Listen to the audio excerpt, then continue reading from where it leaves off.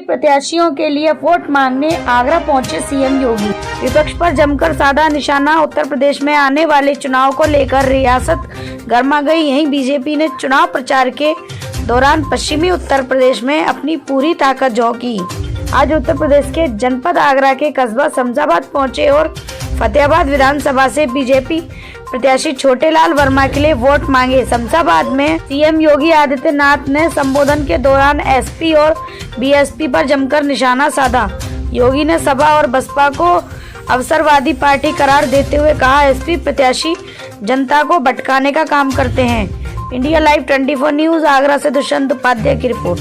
दंगों की आग में प्रदेश को झोंकना चाहते हैं, लेकिन भाइयों बहनों मैं आपको आश्वस्त करने के लिए आया हूँ। जो उत्साह फतेहाबाद में देखने को मिल रहा है, यही उत्साह शामली में, मुजफ्फरनगर में, सहारनपुर में, मेरठ में, बिजनौर में, मुरादाबाद में, अलीगढ़ में, बुलंदशहर में, हर विधानसभा क्षेत्र में यही उत्साह है। एक ही संकल्प है, लोग एक ही बात कहते हैं कि फिर एक बार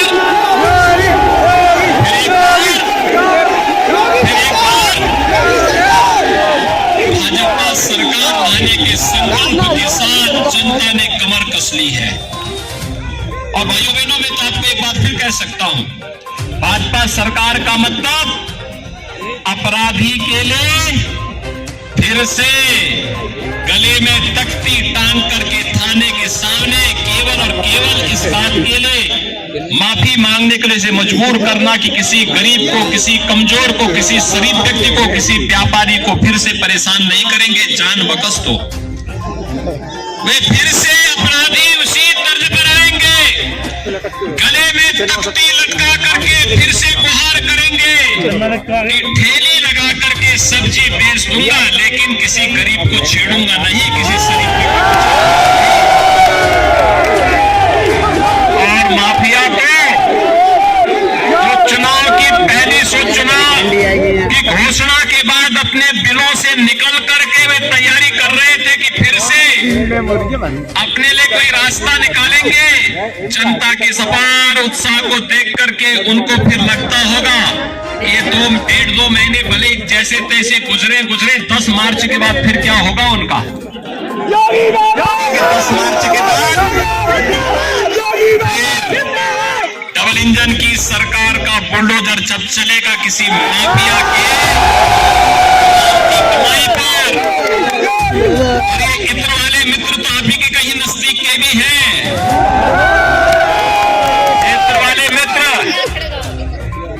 वाले मित्र तो गरीबों का ही सब हड़प जाते थे। गरीबों का मकान, गरीबों का अनाज, गरीबों के जो शौचालय, गरीबों के उपचार का पैसा सब हड़प जाते थे।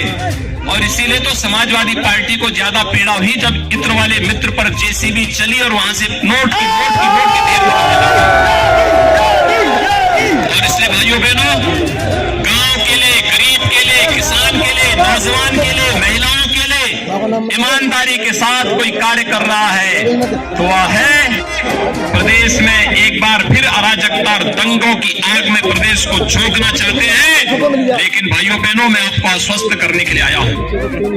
जो उत्साह फतेहाबाद में देखने को मिल रहा है, यही उत्साह शामली में, मुजफ्फरनगर में, सहारनपुर में, मेरठ में, बिजनौर में, मुरादाबाद में, अलीगढ़ में, बुलंदशहर में, हर विधानसभा क्षेत्र में यही उत्साह है।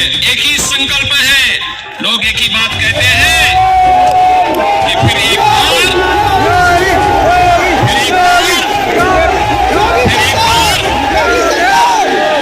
भाजपा सरकार आने के संकल्प के साथ जनता ने कमर कस ली है। और भाइयों बहनों मैं तो आपको एक बात फिर कह सकता हूं, भाजपा सरकार का मतलब अपराधी के लिए फिर से गले में तख्ती टांग करके थाने के सामने केवल और केवल इस बात के लिए माफी मांगने के लिए से मजबूर करना कि किसी गरीब को, किसी कमजोर को, किसी शरीफ व्यक्ति को, किसी व्यापारी को फिर से परेशान नहीं करेंगे। जान बकस तो वे फिर से अपराधी उसी तर्ज पर आएंगे, गले में तख्ती लटका करके फिर से गुहार करेंगे, ठेली लगा सब्जी बेच दूंगा, लेकिन किसी गरीब को छेड़ूंगा नहीं, किसी शरीफ को। और माफिया को जो चुनाव की पहली सूचना की घोषणा के बाद अपने बिलों से निकल करके वे तैयारी कर रहे थे कि फिर से अपने लिए कोई रास्ता निकालेंगे, जनता के सपार उत्साह को देख करके उनको फिर लगता होगा ये 1.5-2 महीने भले जैसे तैसे गुजरे 10 मार्च के बाद फिर क्या होगा उनका। 10 मार्च के बाद डबल इंजन की सरकार का बुलडोजर जब चलेगा किसी माफिया की कमाई पर।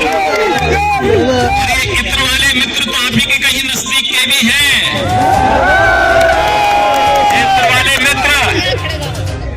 इत्र वाले मित्र तो गरीबों का ही सब हड़प जाते थे। गरीबों का मकान, गरीबों का अनाज, गरीबों के जो शौचालय, गरीबों के उपचार का पैसा सब हड़प जाते थे। और इसीलिए तो समाजवादी पार्टी को ज्यादा पीड़ा हुई।